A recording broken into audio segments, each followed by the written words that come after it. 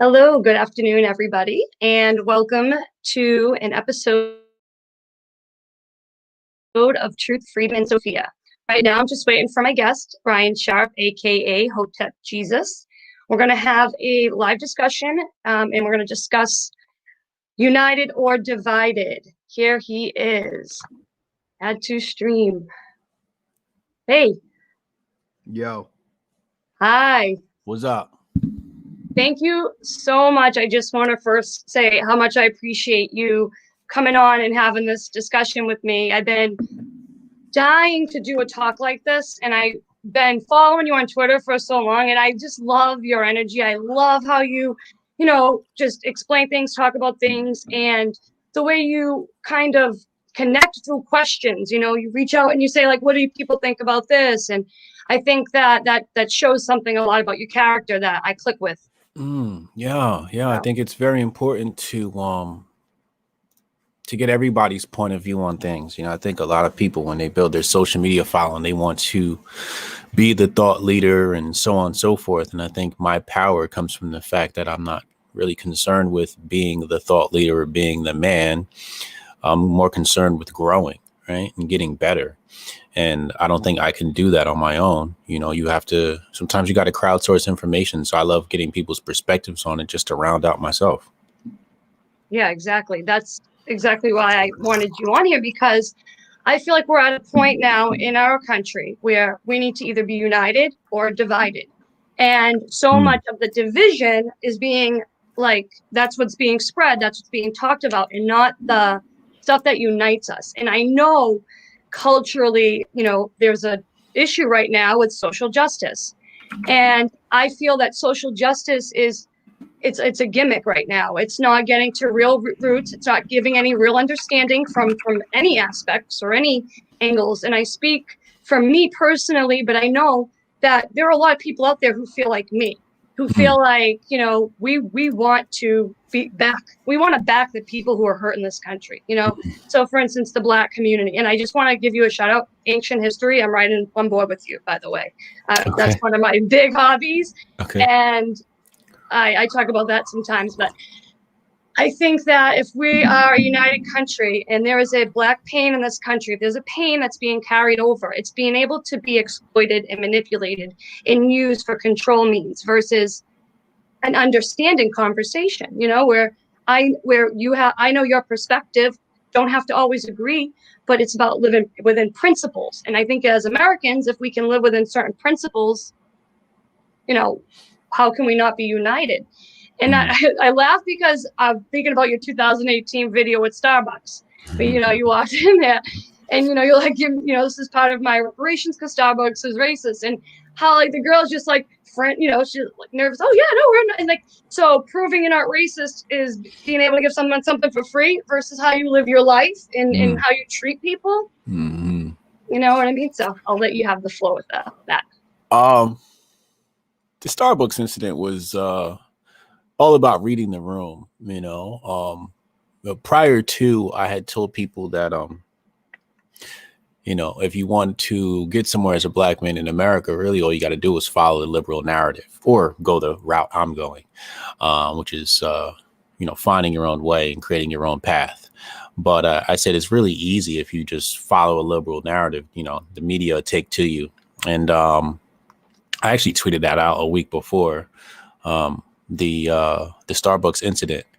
But it was just a matter of me listening and reading the room and understanding what makes people tick and talk.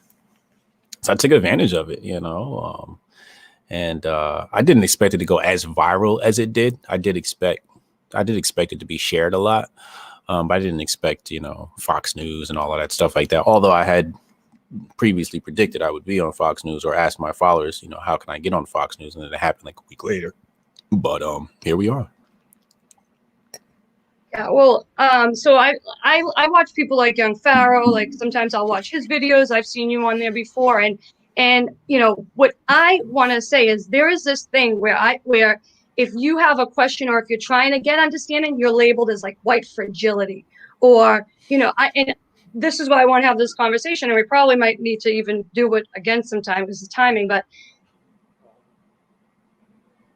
how do we get to a place where people who are not racist, I could say this, not racist. I shouldn't have to even say this. Like, I have a mixed family. So I'm not racist, but I want to do my part. I want to show support, but I don't want to join a BLM movement that's really not trying to do anything. You know what I mean? That's really not trying to bring the community together and grow from there. And like, I think it's a school an issue, the way they teach about Black history. They don't teach Black history in school. Black history is basically I had a best friend. I'll tell you this right. Third grade. I know I'm jumping around. She was Black. She was my best friend. And after we learned about slavery and all that, and, Martin Luther King and Black history, our friendship it got weird. And, we weren't able to really play. She called me Vanilla Face sometimes, and it got weird.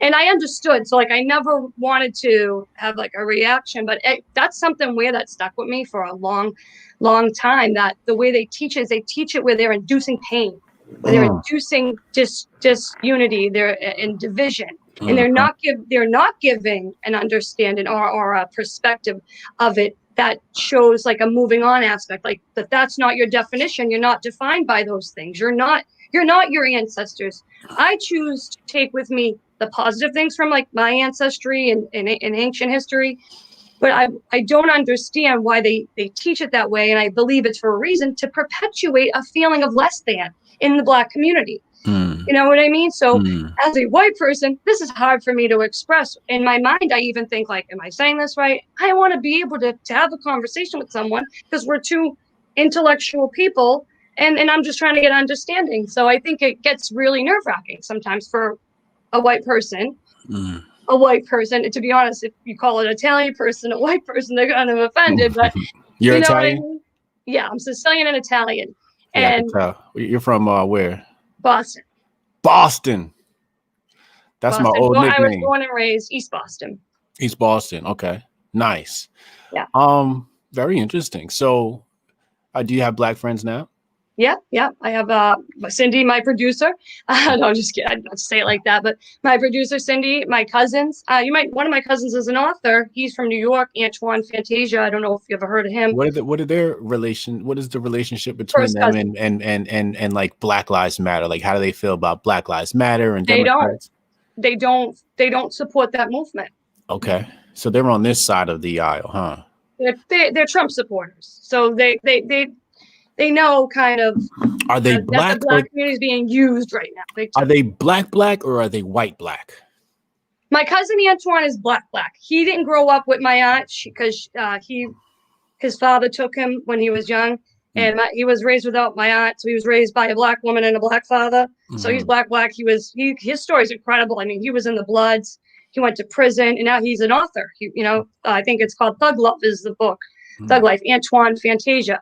And then my cousins who are all, mulatto, I would consider them, just regular people, Black mulatto. I don't know. There's no there's no in my family we don't impress on those things. So I guess yeah, there's hard for me to distinguish. Well, it's very important to distinguish between the two, because you have white black and then you have black, then you have a mixture of the two, right? I would be considered probably black. Then you have some people who have been raised culturally white, but their skin is brown, right? So they're black, but technically they're white, in their mind. Yeah. Not to say there's anything wrong with that, but their views on many issues could be parallel to those of their white cohort, which is why I asked that. So your black friend, cousin, he is a Trump supporter? Really? That's very interesting. Yes, he is. You can look him up. His name's Antoine Fantasia. He gets a lot of flack. I see the people in their response. I never comment back on the things because, again, it's perspective, understanding. I understand the reasons why people deserve certain things, or there's a pain. So I just feel like that pain is what's being exploited. And what is the pain? You tell me. Could you be able to express that to me? if we were to right now, like say, let's build this bridge, between patriotic white America and black, America that's like not trying to, I don't even know, just black America that's trying to just be normal. Like you want your history, you want, you want to have a foundation to stand on as black people in America that's not based on like slavery. Like, so if we were to say have this, how would you describe, like, what's the pain that you would want me to understand? Because I want to understand so that I could. Oh, you're asking you're asking the right question to the wrong person. Because I don't give a fuck who feels my pain or understands my pain. You know what I'm saying? Like, whether you understand my pain or not, maybe to other people, they might want you to feel their pain, right? I think some people want you to have some sort of empathy, right? But for me personally, it's of no concern. But let me walk down that path, right? For example, when we see police brutality cases, so on and so forth, right? I'm from the school of Rothbard and Mises and anarchy and so forth. So I don't see the state as an ally. Therefore, the extension of the state, which is police, I don't see as an ally either. Now, I understand that there are good cops, but we're not talking about the individual policemen. We're talking about the entity or the idea of police and what their purpose is. If we look at the school shooting that happened in Florida, the Supreme Court case has decided that police do not have to protect you. They have no obligation to protect you. Now, prior to the Supreme Court case, I was trying to hip white conservatives to this fact that it is actually written in law that police are not hired to protect people. They're hired to protect property. It's been that way since constables and Pinkertons. They're here to protect property and property owners, right? So these things, again, are extensions of the state. Now, when it was black folks down in the streets, I don't get all up in arms and upset at these things that happen. I expect them to happen because that's the purpose of the state, is to oppress people of all colors and nationalities. So when we see the occurrence happening amongst black people, I just sit back and I rub my chin and I just watch how people react on all sides of the political spectrum. I just watch and I study them like organisms in an experiment, because that's really what this is. It's one big experiment. Wise. Yeah. So I watch how the left will overreact and the right will underreact, or the right will overreact based upon the overreaction of the left. So I'm like, okay, so both sides are pretty much peons to me. Intellectually, they're both peons. They don't understand the real dilemma here in America. But I have to place much of the blame on the right or the conservatives because there's something called empathy and humanity. And this is something that we need to practice as people, as Christians, as spiritualists, as good human beings. One thing we have to practice is humanity. Now, no matter who it is, when I see somebody die in the media, I usually don't say anything. Usually they say is for a person, you give a moment of silence. 24 hours in, I don't say anything, no matter who it is that dies. I try to empathize with the family members who lost somebody for whatever reason. I practice humanity. No matter what color you are, I practice humanity. I remember some black extremists threw some white kid down some white baby down a elevator shaft. I empathize with the family. I empathize with the experience of having to be thrown down an elevator shaft. I feel very, very bad for these things. I practice humanity, empathy. The right, maybe it's racism, maybe it's ignorance, maybe it's the political spectrum, maybe it's a combination of all. But when we see these cases of police brutality, it's rare that we see any empathy or humanity from them, which is why we lost the last election, which is why Donald Trump lost the last election, because there were many opportunities to just show empathy and humanity. And at the very least, shut up. Let people grieve how they grieve. Now, that's not to say I agree with the riots that are funded by, billionaires from Ukraine and whatnot. But I empathize with the people that are hurt. I know there's like to hurt over these stories that are perpetuated by the media. I understand that the media is going to perpetuate stories and make people feel pain. So I empathize with that pain. And I think conservatives need to practice that. I think they need to practice empathy. So now here we are, we're in the midst of lockdowns, and we have conservatives bucking against the system. And they're starting to see that the police ain't on their side. Right?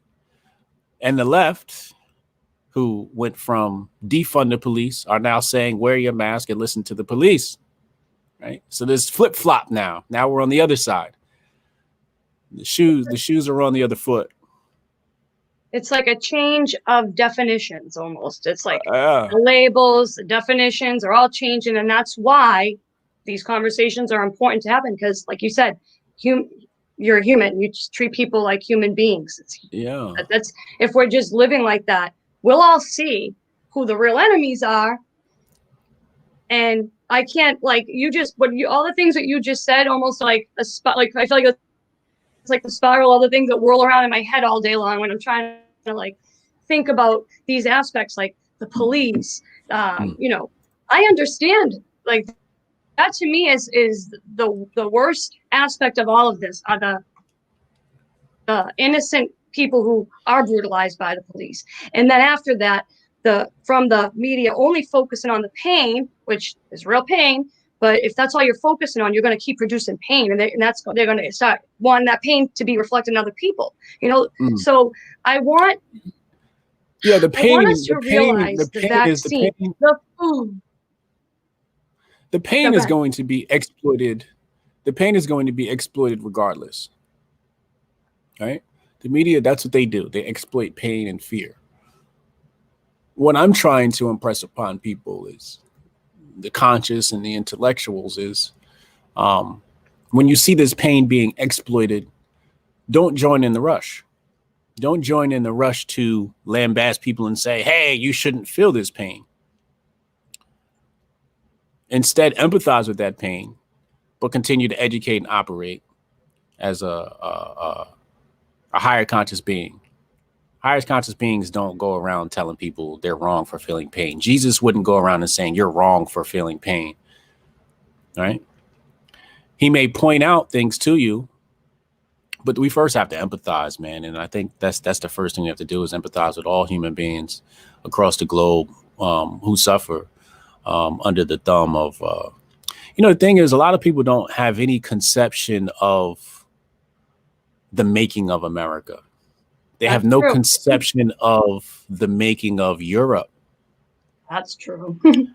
And the purpose of the colonization of this continent, the dividing up of France, England, Spain, and Portugal, how they divided up the West, and Germany and their conquest in parts of Africa. English is a Germanic language. But people, for some reason, think that this nation was founded to create freedom from the monarchy of England or something like that. That's the storybook version. Yeah, that's the McGraw-Hill, Houghton Mifflin public school taught version of history, and which leads to jingoism. And jingoism is really what conservatives suffer from, which is why they can't see the trees for the forest, or the forest for the trees, however it goes. So they're blinded by their jingoism. I think just in case people don't know what that means, will you tell us? Because I'm kind of not familiar with that term, jingoism. Extreme patriotism. Okay. Yeah, jingoism is extreme patriotism. You just believe in it just a little too much. A good amount of patriotism, love of your country, sure, no problem. But when it's like your lifeblood, no good. Lifeblood's got to be your spirit, your soul, God, the Yes. cosmic I was gonna universe, say right? blind allegiance is the worst thing Yeah, to have. yeah. And people have this blind allegiance to these symbols and rituals of America. You know, these symbols of fireworks on the 4th of July, the symbols of the flag, and the rituals of these different holidays that we celebrate. And all these things just come down to social conditioning and, Hmm. and neuro-linguistic programming and whatnot, social programming. Um, So, you know, these people even to put this stuff in their Twitter bio, I'm proud American. It's like, oh, yeah, you're a proud American. Do you even know why America was created? So, you know, when people think about like one person I think people need to research is a guy by the name of John Law. And John Law is I'll say one of the first perpetuators of fractional reserve currency, you know, the issuing of fiat notes, issuing more notes than what's backed by some sort of physical element, some So sort of like earthly physical. inflation. Yeah, yeah, yeah. And this starts out in Europe. You see, in Europe, there was always a hidden hand of bankers that have Hmm. controlled the crowns. And when we look at the expeditions to the Americas, these things were funded by those same bankers. When we look at the creation of the United States, um, same thing. The creation of the United States was funded by these same bankers. The Revolutionary War was coerced and funded by these bankers. Um, the federalization of America, which I say was the first instance of communism in this country, was the writing of the Declaration of Independence and the formulation of the 13 colonies into one so-called country. You know, communism coming together, bringing together under one centralization of power. This is what's happening here. Oh, but the jingoism doesn't allow you to see it this way, It's true. you know. But again, you know, I can't expect people to see this because they don't study as much as I do, and I study for fun. That's like what I Me do, too. you know. Yeah. So when you have this conception of America was created for white people, right? Now, white people may believe this, but black people definitely think this. Black people think that America was created and this is white supremacy going out throughout the earth and whatnot, so forth. I just don't see it that way. I see it as the Anglo-Saxon has been the lower caste system of a pyramid scheme, Hmm. which at the top are the ruling bankers. Hmm. And the ruling bankers certainly don't identify themselves as Anglo-Saxon or Italian or any of these other nom de guerres. Um, so they have this allegiance almost to the Wizard of Oz. Yeah, Right? no, that's what they're trying to create in all of us. See, this is where, you say about extreme patriotism. I hate anything extreme because I am extreme for the truth. So if Yeah. it's not in line with truth, I'm not going to start changing the way I want everyone else to see it so that they think it's truth. So that's what the problem is with the history of America. It's because they love that idea that they can't, they, to them, recognizing that truth is like treason. You know what I mean? It's like, and that's just, you can't be, that's narrow minded. You have to be willing to be in line with truth, not adjust what truths align with you because you want to protect that land in your head, that ideal. I Mm. think idealism is dangerous. It's very dangerous. And Yeah. that's what the problem I think is now is again, is like white people that want to live in their bubble that I'm not racist. I have nothing to do with this. So, you know what I mean? And that's how they Mm. see it, which is just how they're handling it, I guess. And then Mm. there are other people that are probably racist. And then because they're racist, they're like projecting that on everyone else, telling them that they're racist and all this meat makes them racist. You know Yeah. what I mean? And it's just really shitty. Excuse my language. It's Yeah. just shitty because the people who are given their voices, I feel like, are not the people who should be speaking for anybody. They're Yeah. speaking with their self-interest in mind first, and Yeah. Yeah. it bothers me. Yeah, again, it comes back to having no idea of no conception of real history. You know, for example, people may go on to believe that the French Revolution was something that was organic. French Revolution was very much like Black Lives Matter, where they were paid protesters. Yeah. You know, and they said they went in and they freed prisoners from, you know, King Louis and or Louis, and come to find out, it was only a handful of prisoners in the prison. The prison was actually not even highly operational. You know, they had a handful of prisoners in there. But history has been fabricated or coerced or created by the bankers. Mm-hmm. You know, pretty much every revolution, you know, I'll say almost every revolution was created by bankers for their own interest, to bet on the winner or to bet on the loser or to bet against both. The Khazars, right? Was that? The Khazars? Are we talking about these same people? The people, the bankers who came out of Russia, who were kicked out of, you know, and that's who's in America now running the show. I don't know who they are. I'll just say that, you know, they're bankers. This is their base of power, right? They control and run the money, and he who controls the money, like I think Nathan Rothschild or Rockefeller said, if you allow me to control the money, you can have whoever control the laws. And this is something that's been figured out for ages. Yeah. You know, when we look at the Russian Revolution, same thing. You know, it was I'm sure there were some problems that happened under the monarchy, and then under the Tsar, right? And then the communists come in and pretty much destroy an entire nation and kill way more people than the monarchy did. You know, I mean, 400 million, I think, babies alone communism has killed, just in babies. Yeah. Sickening.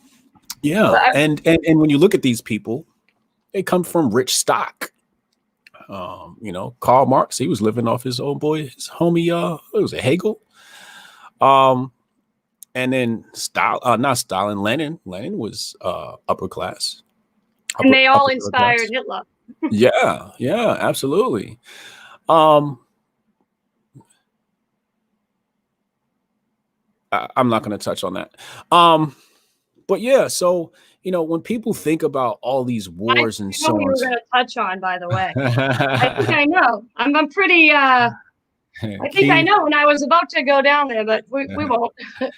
Yeah, I mean, you know, these wars, even to today, people are like, oh my God, these wars are coerced by the bankers. That's not new. It's actually very ancient. It's ancient. It's a very ancient practice. I think I want to say this goes back to like 1200, you know, and so, you know, the expeditions again to create the Americas were funded. George Washington, everybody, oh, George Washington, our founding father. George Washington was upper class. He was rich.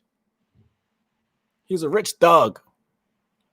And this is what I try to say. We can keep the principles that we're trying to be perpetuated without making these people as persons gods, because extremely flawed, extremely, you know what I mean? Especially by today's standards. I mean, just they were slave owners. They weren't living those principles out, I would say, and to some degree. And can I bring this up because I wasn't even going to, but I feel like, you know what, this is just a way better discussion. Ancient history. Well, not even ancient. Let's go to the beginning of America.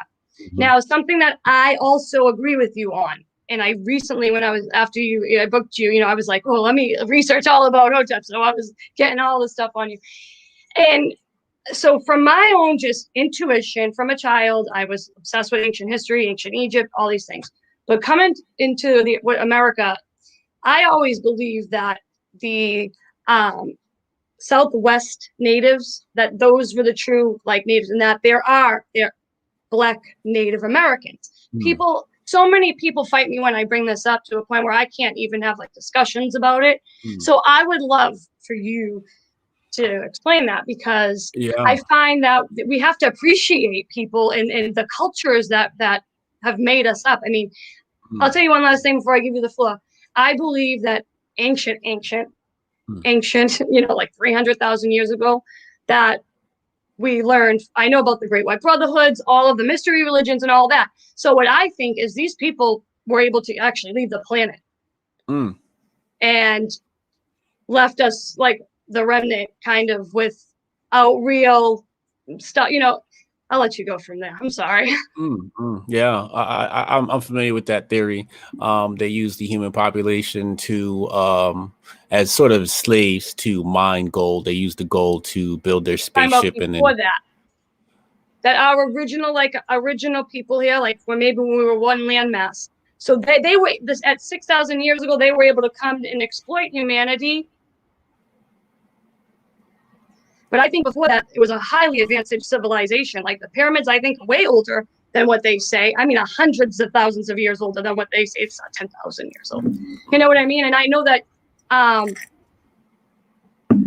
that people have a problem with this, but I don't have a problem with knowledge, no matter what civilization it came from, no matter what colored people it came from. I know that that's where it all comes from. And that when I did meditations as a kid on things, I would see in my mind ancient Egypt. I would see the Ankh. I would see these things. And my mom was so mad at me because she was a born again Christian. And I would tell her, like, this is where the truth is. This is where the truth is. Yeah, so, the Abrahamic religions, all three of them, branch out of the Nile Valley civilization. Yeah, that's pretty much a historical fact. The only person that's not going to believe that is a person who's just completely entrenched in their religion and don't look at archaeological evidence and primary sources and so on and so forth. But it's pretty much fact. Actually, you can say pretty much it is a fact that those things, there's stories that predate, the story of Jesus and so on and so forth. Yes. And those stories are very ancient. And those stories actually are based upon historical record of something.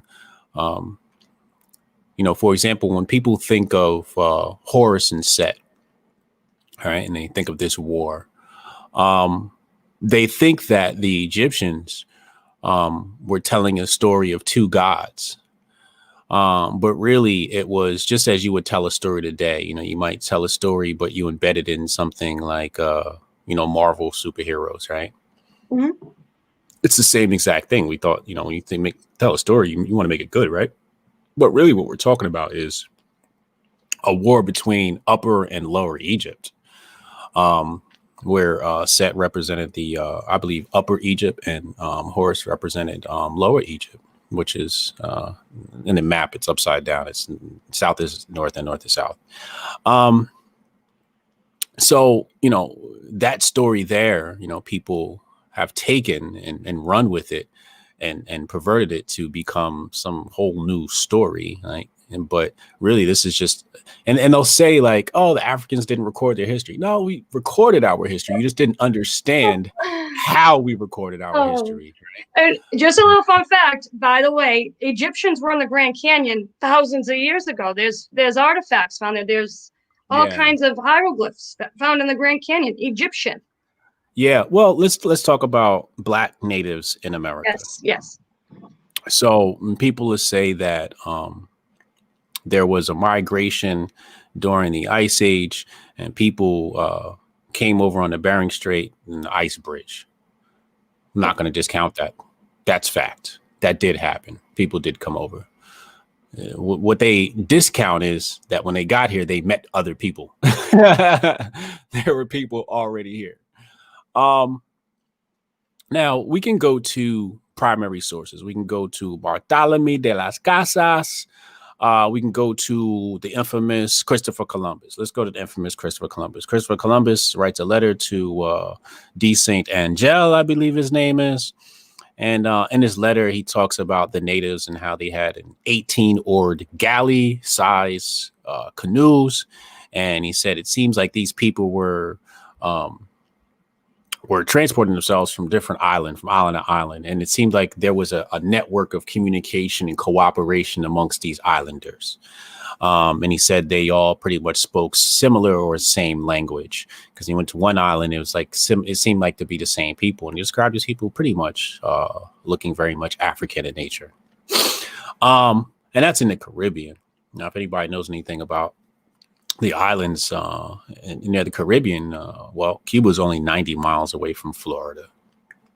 Now, when we look at Bartolome de las Casas and his primary sources, when he comes to South America, he describes a similar people.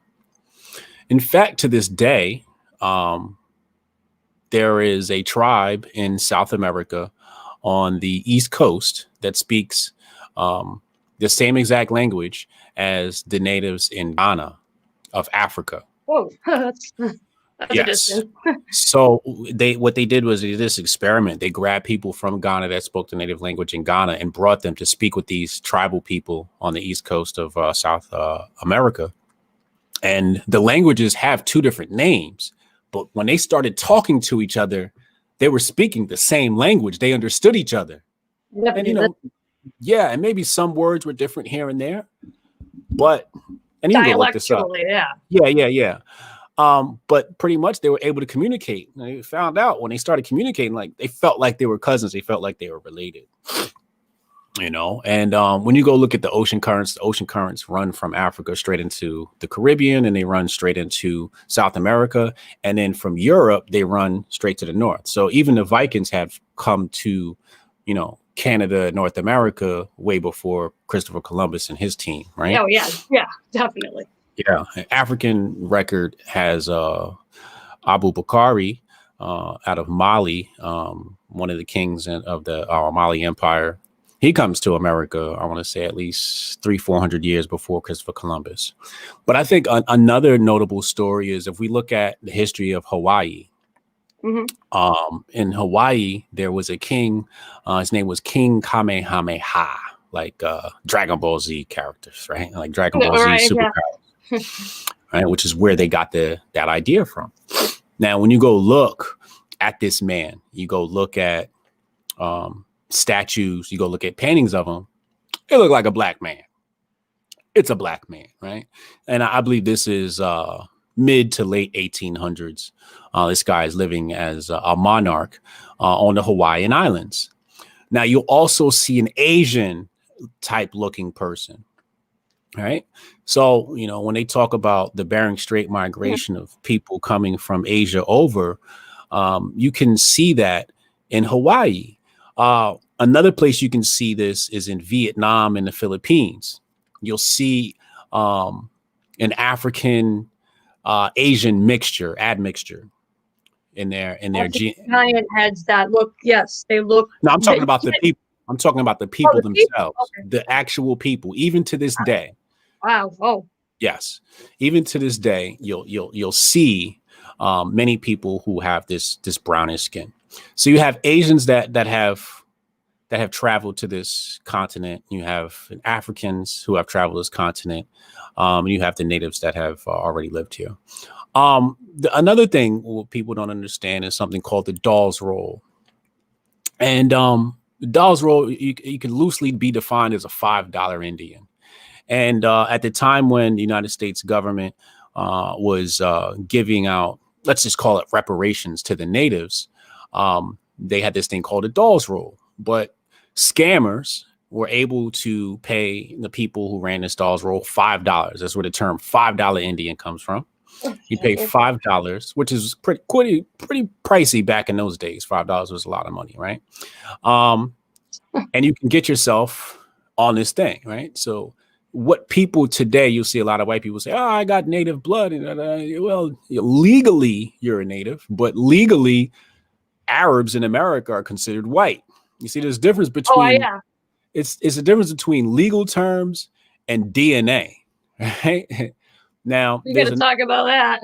Yeah. Now, when we look at China, there was a Chinese scientist, and he wanted to prove that the Chinese are a pure race. They are not of African DNA, so on and so forth. So he went around and took samples from every known, tribe, citymen, countrymen, all across China.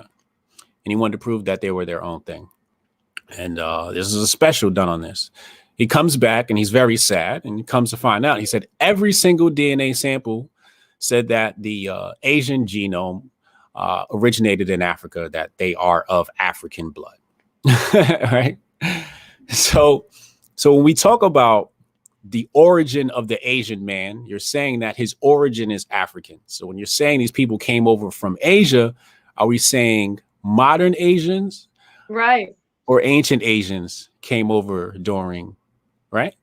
The during the Ice Age, so on and so forth. So this is, hmm? I'm sorry. I was going to say, can I raise my hand for a second? Yeah. And also, China has gone through extensive efforts to actually hide their ancient history. They have planted forests over pyramids. Yeah. Like they go to extreme lengths to, I think, hide that. Yes. Yes. They don't want. Yes, that because they have to. They have a very clear agenda. Which makes sense when you're a tribe, right? You have to create this new history to keep people in line, so forth. And that's their cooperative, capitalist communism strategy, and it works. But when you look at, you got black people in Hawaii, you got black people in the Caribbean, you got black people in South America, and then so then when you say there's a potential that the natives here were black, well, people say you're crazy. And it's just like, are you trying to say that somebody from South America would not or could not come to North America? Right. Which one is it? Would not or could not? Right. Like which one are you trying to say? Because they had the capabilities at an 18-oared canoe right there in the Caribbean. Yes. This is fact based upon Cristobal Colon's account. We know there were Africans in South America based upon Bartolome de las Casas and Cortez and all the rest of the conquerors. And then the accounts of how people describe the natives here on the American soil, the United States soil, and they describe them as. So when you look at the natives of today, you're really looking at a mixed race people. You're talking about they got a little bit of Asian in them, they got a little bit of European in them, they got a little bit of Black native, a little bit of African, so on and so forth. So I had an interesting talk with Brett Weinstein, and he's I forget what kind of science he is, but it deals with DNA, right? Now I ain't no DNA expert, but I'm not stupid either. Now our interview magically disappeared. I don't know what happened to it, but it somehow disappeared and was never published, seen the light of day. But we were having this discussion about the natives, and he said that there's a separate DNA, right? And I asked him, well, what's the control group? So he took the time out to try and correct me and say, well, when we talk DNA, it's not called a control group, it's called something else. And I forget whatever term he used. To me, it's just semantics, right? So I'm like, all right, whatever. What's the control group, right? And he goes, I don't know. How do you, if you're going to tell me that these people, if you're going to tell me that these compare it to, like, right? Isn't that right, what you would need to know what your control group is to have a fair experiment. And when I asked him, I said, well, what is that control group? After you educated me on this new term and so forth, I said, all right, what is that group? He said, I don't know. So if you don't know who you're comparing these people to when you do this experiment, or you finalize the conclusions of these experiments, what you're giving me is false data. You're filling in blanks and just you're just making shit up. Yeah, making things up. You're just making shit up. That's awful.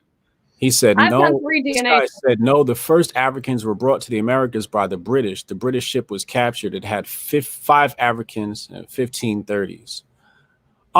Yeah, sure. I'm not going to discount that was possible or that Africans weren't brought here. But again, like this is the mind of the white man, right? The white man in America, they've been taught this history because they were taught that, they're going to fight hard. That's like that's fact. And there's, no way that Africans came here before that. You know what I mean? And what he's trying to say, excuse me, is that not all Black people here in America just stems from slave ships in Africa, that there are people that were indigenous here who were Black people. And what's controversial about that? Well, again, it goes against everything they were taught as cognitive dissonance. What people have to understand is that um, Spain didn't bring Africans to the West. They brought Africans from the West back to Spain, because when Cristobal Colon brought his first expedition down here, he was looking for gold and he couldn't find none. So he was like, I got to bring something back to my financiers. Oh my God. So he grabbed a bunch of black people and brought them back. And he said, I brought you a bunch of Negro slaves. This is what he said. So people talk about Africans being brought west, but they're not talking about Africans being brought east. And that's what happened first. People were captured and brought the other way. Yeah, now, the verses is another great point. That's when the Pope basically sanctioned the killing of Africans. Well, here's another thing. People don't know anything about our history. And I was a person who hated school. So when I was in like 4th grade, we lived next to our library. I would just go to the library. And I did that all through middle school. I would skip school and go to the library. I was beat up a lot by my mother for that. But I would always see that when you research history on your own, it is not the same portrayal as when you're learning it in school. It's just not. Like, you get to see things run the raw data through your own brain. When we're being taught things, we're being indoctrinated. We're not being like educated the way we think. We're just being indoctrinated in a very specific type of thinking. And it's a narrow type of thinking. And it's a thinking that's not open to all these amazing possibilities, all the magic that we have inside of us as human beings. And I think it's a travesty for all of us in America. In order to oppress the white man, you must first make him think he's superior. You know, there was this old saying that says, I might be poor, but at least I ain't black. Right. And this is the mindset that was instilled in the poor Southern whites. You know, it's better to be poor than it is to be black. Right. So this is the mindset that's been instilled in many whites in America or Europeans in America, to make them believe that, you know, Africans didn't do anything. We didn't contribute anything to history and so forth. We were living in huts and, you know, we wore loincloths and, you know, so on and so forth. Right. This is the history that's nothing to do with intelligence, by the way. Sorry. Yeah. I was going to say how you live. See, like, I find that to be more advanced when you know how to live in balance with nature, when you know how to live in harmony with nature. And I think that the way we live here in America, like you would consider me right now, you'd label me a white conservative. But I don't live my life in any label. I change when new information comes in if I need to change, you know, anything. Yeah. And I feel like it's just a travesty that none of us really know our history. None of us do. And that's how they're able to get us to fear each other, to have preconceived notions of each other. You know, just think, like, when I hear young Pharaoh talk sometimes, I feel like, wow, his view on like just white people in general, because he didn't interact with many, you know, and when he did, it was like a real messed up experience. And I think, that's why I want to have conversations like this, because everyone's experience is what gives them their perception. And if you aren't willing to talk to people about their experience, how are you even at all going to call yourself a truther or someone who's really trying to bring unity? And it just bothers me. I mean, when you think that, you know, you're supreme and then some information comes across that says you're not, or might, or there might be some other entity that had the will and the ability to operate on their own, when you were taught that people are taught that like Europe civilized America and they civilized the natives and they civilized Africa. And it's just like, that's just not true. Civilized? Yeah, we don't live civilized. Yeah, but it's actually the other way around. It's actually true that Africans civilized Europe, you know, and that's really because had Africa not civilized Europe, I don't know if Europe would have survived the Dark Ages. You mean like the 1500s, the plague? When was the plague? The 1300s? I want to say. I don't even know. I want to say 1500s. I want to say 1500s. Let's see. Let's fact check here. Well, that's the bubonic plague. well, let's just look up the Dark Ages, right? Oh yeah, that's Because that's really what it is. Um, yeah, 1450. Yeah. Starts in the 1300s and, lasts for, you know, a few years. But yeah, so had Africans not rescued Africa from the Dark Ages, I don't know if I don't know, what Europe would look like, and how many people would have survived. Many of the castles that you see in Europe were actually built by the Moors. hmm You know, I think the last empire that Europe was able to destroy was the Ottoman Empire, and it wasn't through wars, through economics. For example, people that say that um, England went around the world fighting slavery. And they weren't exactly fighting slavery. What they were doing was destroying an economic advantage. Just like the North was fighting Oh. the South, they were destroying an economic advantage. hmm And and that's even to the day. If you want to win a war with the country, like you see what we do with Venezuela, right, and all these other countries, Kissinger, yeah, like look at the book Economic what he Hitman. what he wrote about, I mean, basically he wrote Kissinger, he was like a Secretary of State in the 70s, I think, Yeah. and he basically mapped out a way to go into African countries and poor countries and basically sterilize them. I mean, we can go really dark and deep right now, but there is some really gross things happening in the name of America, that things are being done. And we as Americans don't realize that people go in the countries representing Americas and they're just, it's genocide, it's massacre, it's sterilization, it's Well, getting well, rid of the well, population to access their minerals. well. That's not even how they conquered. They conquered economically, right? So people that say, "Oh, Africans sold slaves," and there was slavery in Africa, so on and so forth. And the difference is we can't even call it slavery. We should probably call it indentured servitude because um, when you were a slave in Africa, um, you had rights. Um, you had the ability to buy your freedom. You're allowed to marry. You're allowed to educate yourself. And in fact, your slave owner supported you. And the day you left, they would throw a party and say he's free. He can go on his own now. He doesn't need support. Right. So this is what slavery looked like in Africa. So again, this was an economic advantage that Africa had over the Western powers like Europe. So what they did was they went into East Africa, abolishing slavery, right, and using their navy. Europe had a very, very awesome navy. England had a very strong navy, and they just disrupted trade. And if anybody knows anything about war or art of war, that's one of the first things you want to do is disrupt trade. Yeah, So when they go down there and they stop slavery, they just basically try to destroy, and people try to make it seem like it was some sort of moral reason for doing that. It wasn't morals. Never a moral reason, ever, ever. Whenever the government steps in or these, it's never a moral reason. Yeah, it was definitely an act of war. But when you were a slave in Africa, the bottom line is you had rights. You had the ability to read and learn and earn. Some people don't realize that slaves in America were able to earn dollars too. Were able to earn money too. That's another story for another day.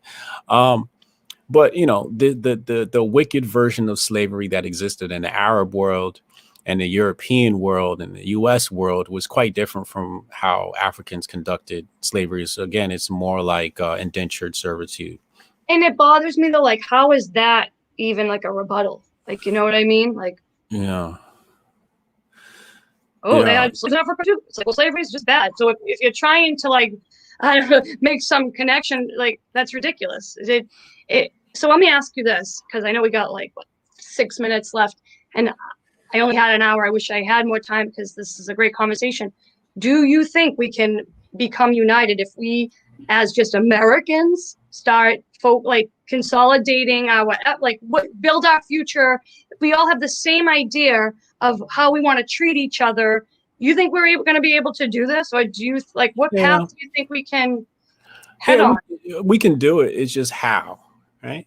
And let's go ahead and create that right now. Number one, act as God would wish you to act. It's number one, right? Number two, open your mind. When you're presented with new information, don't just shoot it down.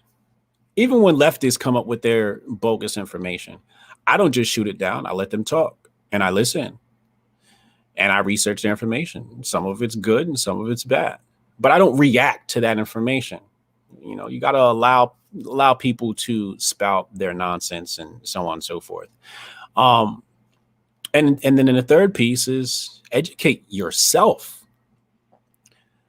Go and do the research. You know, like I said, when I get the information, I go research it and then I grow. You know, I was highly educated because of my followers. You know, when I wanted to learn more about the Russian Revolution, I asked them, what book should I read? So I read the Alexander Solzhenitsyn and, you know, so on and so forth. And I got down and educated myself. Um, I think the fourth piece to that is optimism. And if you believe anything about spirituality, first have an optimism. For example, you know, you got a gentleman in the chat now who said, you know, this country is too divided. And so that's a pessimistic attitude, right? Like some people say, oh, it can't be done, right? Well, if you know anything about suggestive auto-suggestion or speaking things into existence, what's the other term for it? Manifesting? No. When you speak things into existence, it's I forget what it's called, but you know, you have to have.